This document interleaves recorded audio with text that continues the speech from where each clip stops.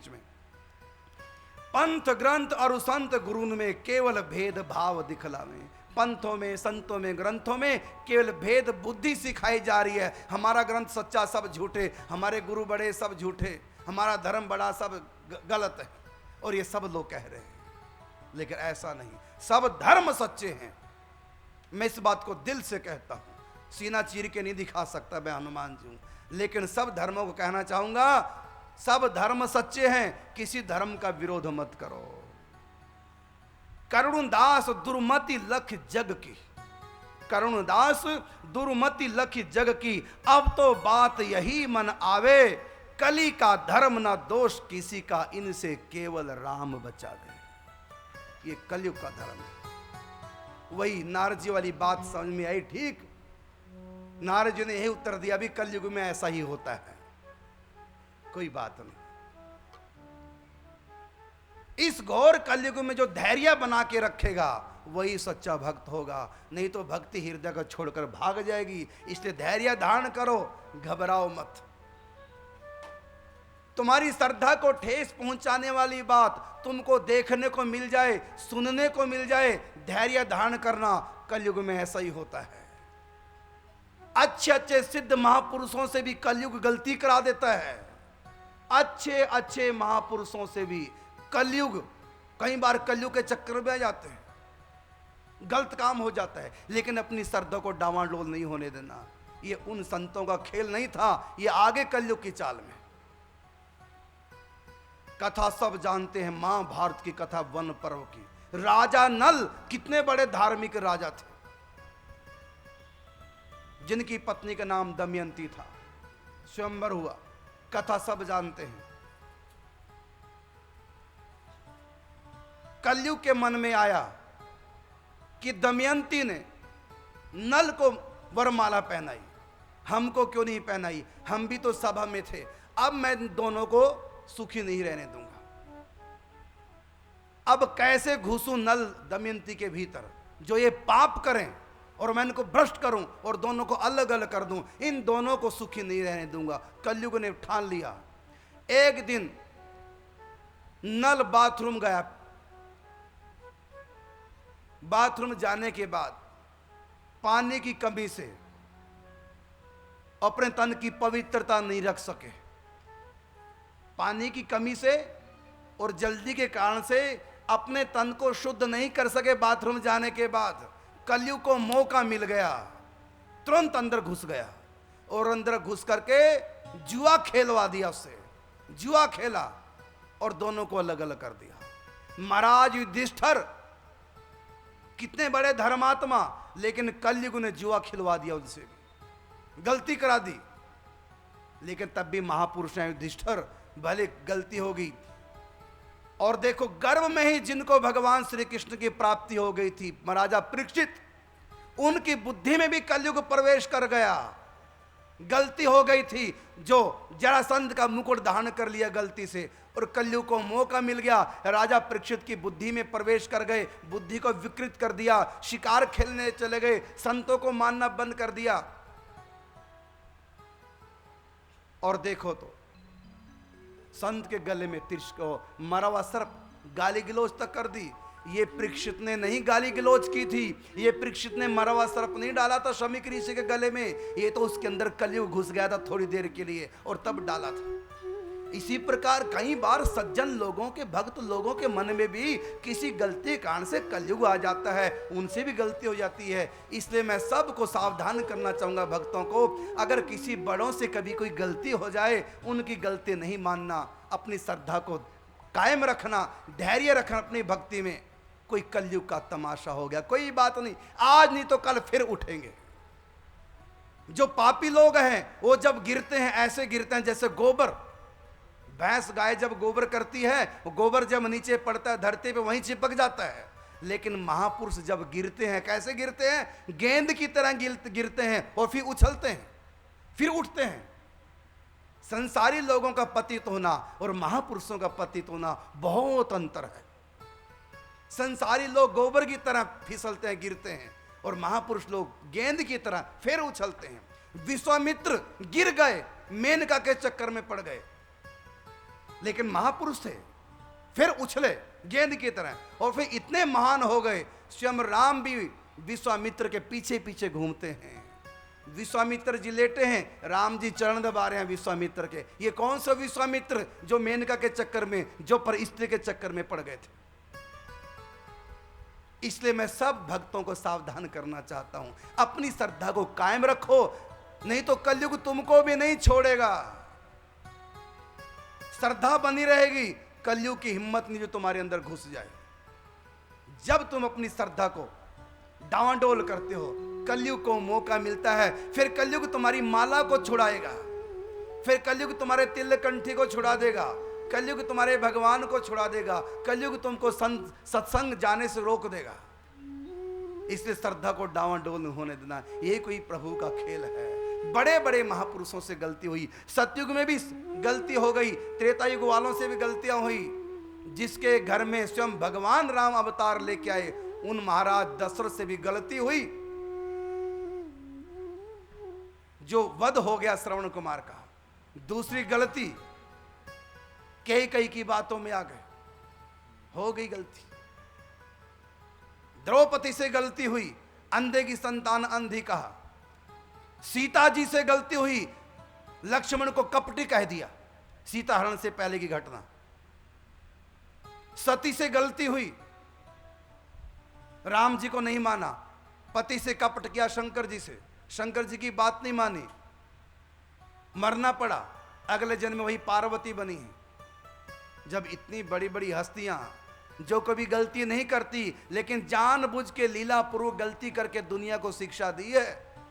बड़ों की गलती, कहा ना कि हाथी मर भी जाए तब भी 1.25 लाख का। बड़े लोगों की गलती भी हो जाए तब भी वो बड़प्पन उनका छूटता नहीं है।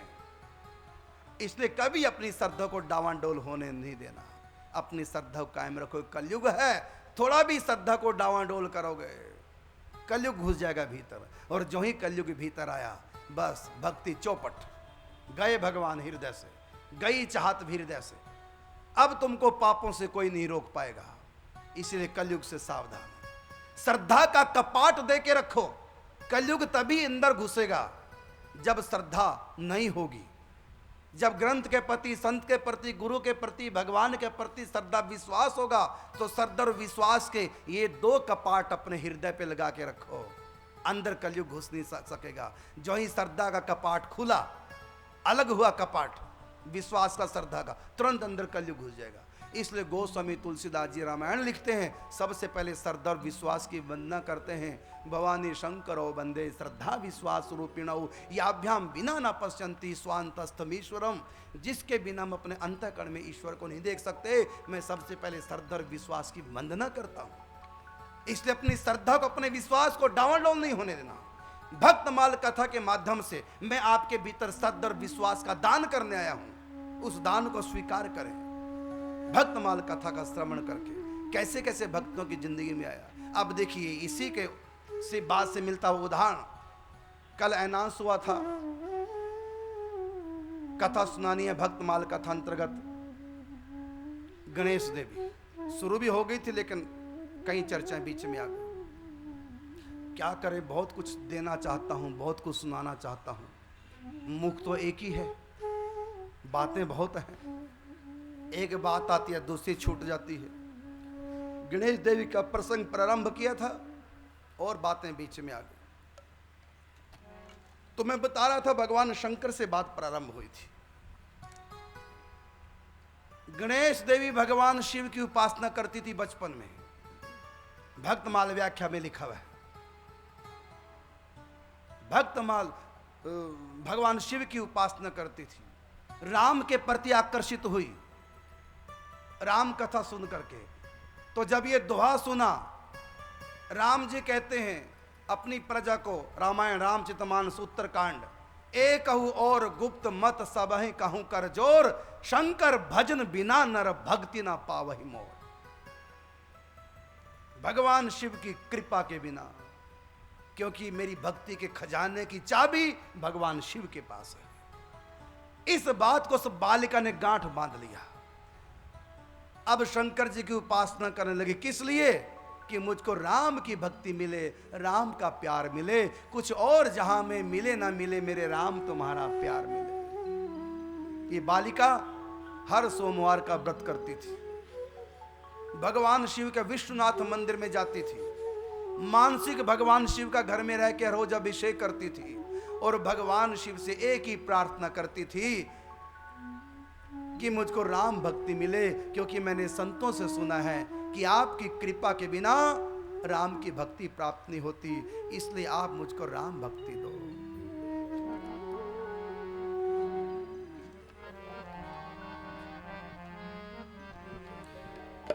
मधुकर शाह भूप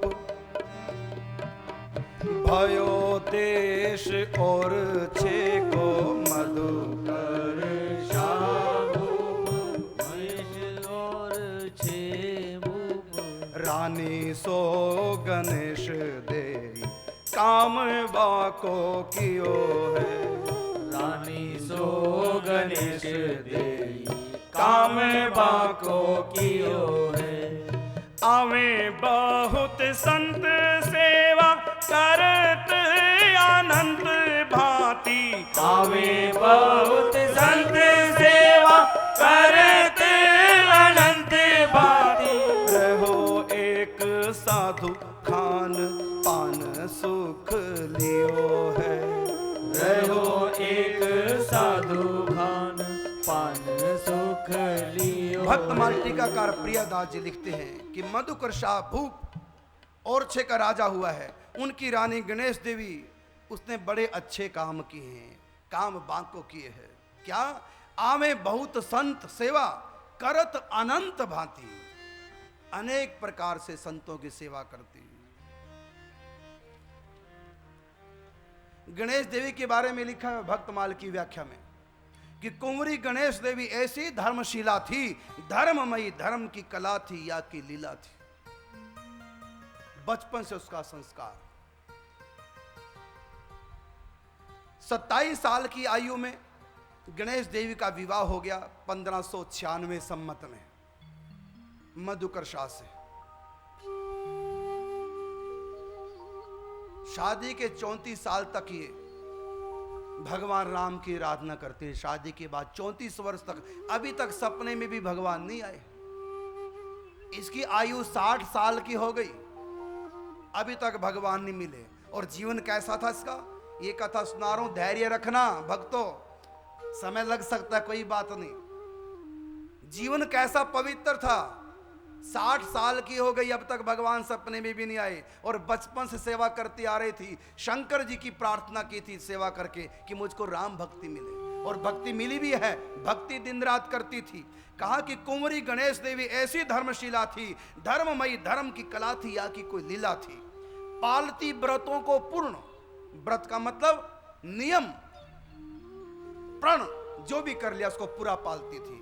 पालती व्रतों को पूर्ण नियम निभाती हुए दया और सेवा की सुमूर्ति कहलाती हुए माता अन्नपूर्णा सी प्रजा को लिए गोद में, जैसे माँ अपने बच्चे को पालती है ऐसे पूरी प्रजा के प्रति पुत्रवत भाव रखती थी।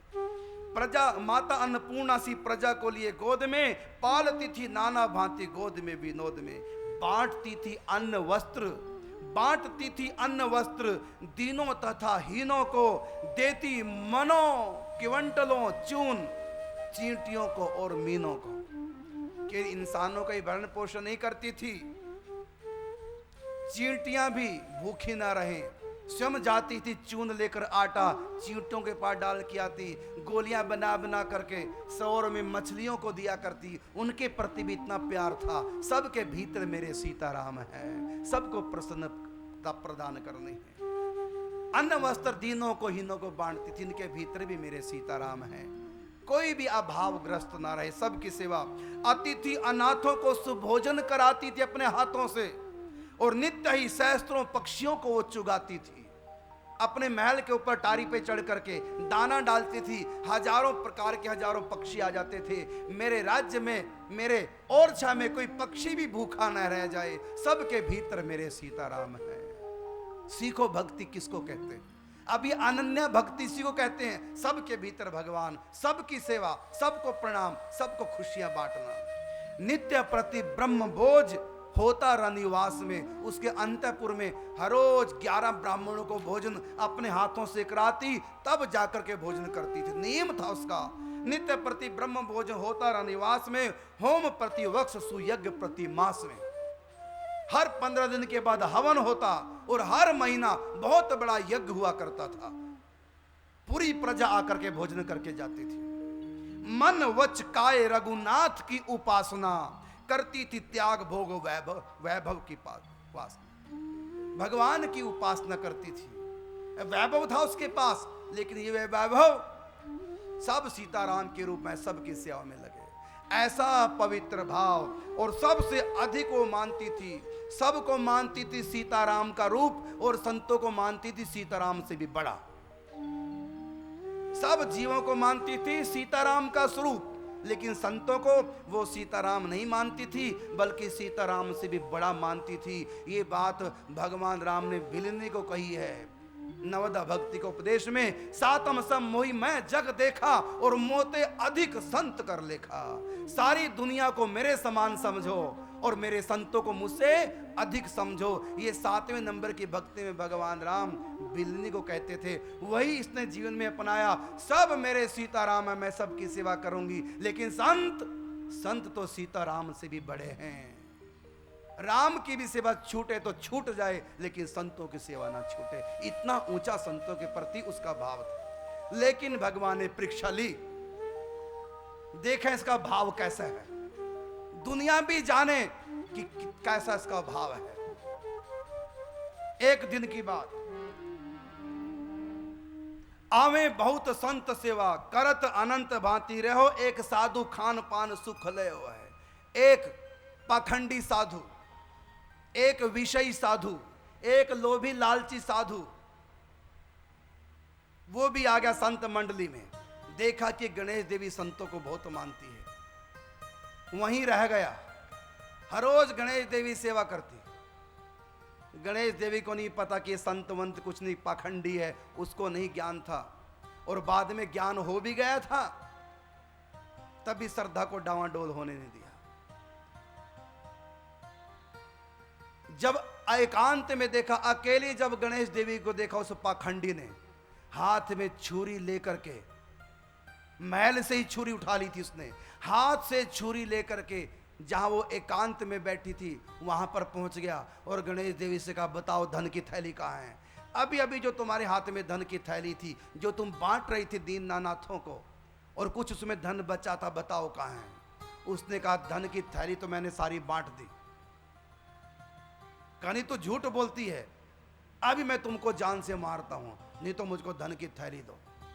वो घबरा गई, और उस ढोंगी पाखंडी ने क्या किया, जोर से छुरे का प्रहार किया, और उसकी जांग में जाकर छुरा लगा, गड़ गया जांग में छुरा। और जब खून की धारा बही गणेश देवी की जंघा से, वो रोई चिल्लाई, कोई आए उससे पहले मैं भाग जाता हूं, तो बच्चों तेरी जान बचने वाली नहीं है। वो ढोंगी पाखंडी भाग गया। इसने दासियों को नहीं बुलाया, पति को नहीं बताया, राज परिवार में राज कर्मचारियों को किसी को नहीं बताया। अपने अंतःपुर कमरे में गई, अपनी साड़ी को फाड़ करके जंघा को कस के बांध लिया, एकांत में रहने लगी। कोई मेरे घाव को जान ना जाए, क्योंकि मुझसे फिर वो पूछेंगे, और मैं बताऊंगी तो संतों की निंदा का पाप लगेगा, संतों के प्रति आस्था डावाडोल हो जाएगी जो सुनेगा इस घटना को। उसने किसी को नहीं बताया। निपट अकेली देख बोलो, धन थैली कहाँ होए जो बताऊं, तुम जानो ही हो है, मेरे पास धन नहीं। प्रियदास जी लिख रहे टीका में, कहा कि मारी जांग छुरी लखी लहू वेगी भाग गयो, भयो सोच जाने जिमी राजा बंद दियो है। उसको ये दुख हुआ, कहीं मेरे पति ने, राजा ने कहीं से बात को, घटना को जान लिया, मेरे महल में संतों का आना रुक जाएगा, और मैं संतों के बिना जी नहीं सकती, संतों की सेवा के बिना, सत्संग के बिना मैं रह नहीं सकती। अगर कहीं मेरे पति को, राजा मधुकर शाह को ये बात पता चल गई बोल वृंदावन बिहारी हरि लाल की बोल युगल सरकार की जय, श्री कुंज महल सरकार की जय। विराजमान।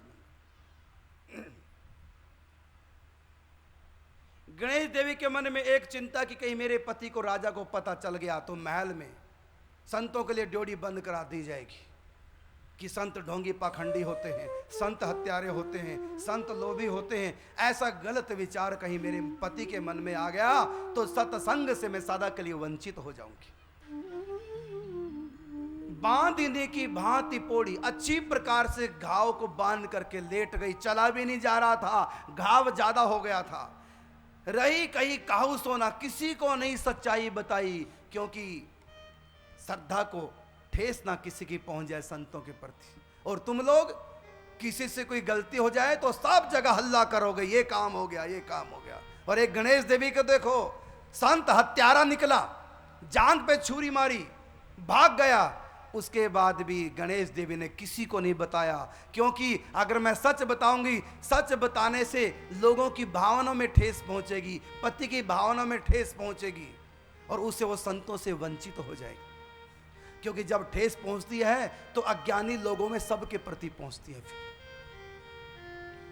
अच्छा, अगर नकली नोट निकल आए, मेरी माँ तो सज्जनों जो थोड़ा सा भी कहीं गलत सुन करके सब संतों के प्रति भावना खराब कर लेते हैं, उन अनाड़ी लोगों को, उन अध कचरे लोगों को मेरा प्रश्न है, अगर तुम्हारी नोटों की गड्डी में 100,000 का नोट नकली निकल आए तो तुम क्या करोगे? बोलो, सारे नोटों को छोड़ दोगे?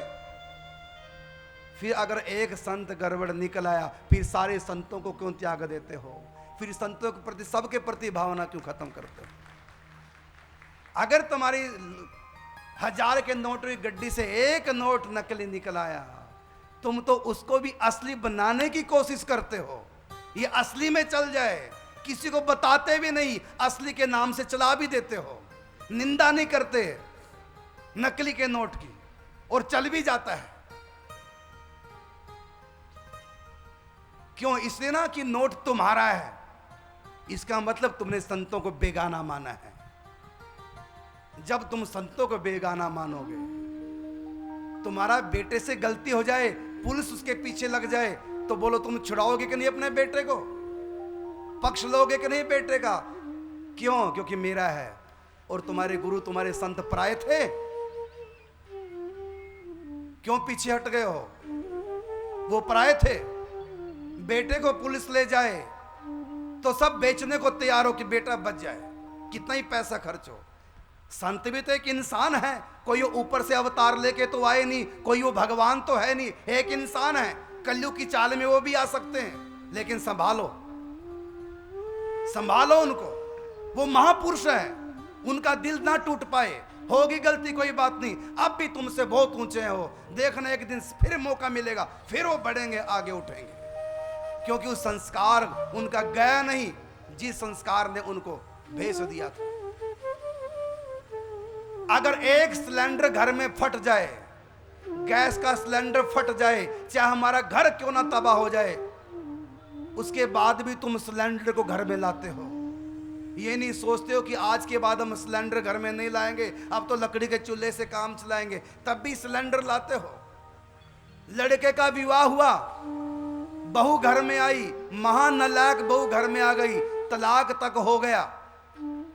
पहले बेटे की बहू नालायक आई, तलाक हो गया। जब फिर तुम दूसरे का बेटे का विवाह करोगे कि नहीं करोगे? कि ये सोच लोगे सारी बहुएं ऐसी होती हैं, अब मैं दूसरे बेटे को कुंवारा रखूंगी, अब किसी बहू को घर में नहीं आने दूंगी? ऐसा कभी सोचते हो? क्योंकि तुमको पता है हर बहू बुरी नहीं होती, क्योंकि तुमको पता है हर सिलेंडर नहीं फटता, क्योंकि तुमको पता है हर नोट नकली नहीं होता। तो तुमको यह भी पता होना चाहिए कि हर संत नकली नहीं होता, एक से बढ़कर महापुरुष पड़े। इससे सावधान। बल्कि मैं तो यही शिक्षा दूंगा, अगर किसी महापुरुष से गलती कोई हो जाए, उसको और प्यार दो, प्यार से समझाओ, वो बहुत ऊंचा है। देखो, धरती पे जो गड्ढा है, धरती पे जो गड्ढा है और एक पहाड़ के ऊपर जो गड्ढा है, बोलो नीचे कौन सा है? नीच कौन सा है? नीचे की तरफ कौन है? धरती पे भी गड्ढा है और पहाड़ की चोटी के ऊपर भी एक गड्ढा है। नीचे कौन सा गड्ढा है? बोलो। समुद्र तल से ऊंचाई किसकी अधिक है? धरती पे जो गड्ढा है समुद्र तल से उसकी ऊंचाई ज्यादा है, या पहाड़ की चोटी पे जो गड्ढा है समुद्र तल से ऊंचाई किसकी अधिक है? पहाड़ की चोटी पे। तो संत पहाड़ हैं, संसारी लोग धरती हैं। वो गड्ढे का मतलब कोई कमजोरी, कोई गलती। संसारी लोगों से गलती हो गई और एक संत से गलती हो गई, वही गलती संत से हुई, तब भी वो संसारी लोगों से ऊंचा है, तब भी उसकी ऊंचाई अधिक है। और संसारी लोगों से तो गलती भी ना हो तब भी पहाड़ का गड्ढा उससे ऊंचा है, धरती से, समुद्र तल से ऊंचा है। मैं आप लोगों की भावना बढ़ाना चाहता हूं, क्योंकि मेरी माता सजना हो, जब तक भावना नहीं आएगी तब तक आगे नहीं बढ़ पाओगी। देखो यहां पर, बीते 3 दिन जान वेदन नवीन। 3 दिन बीत गए। जब राजा आते हैं महल में, रानी से कहते तुम लेटी रहती हो, क्या बात है?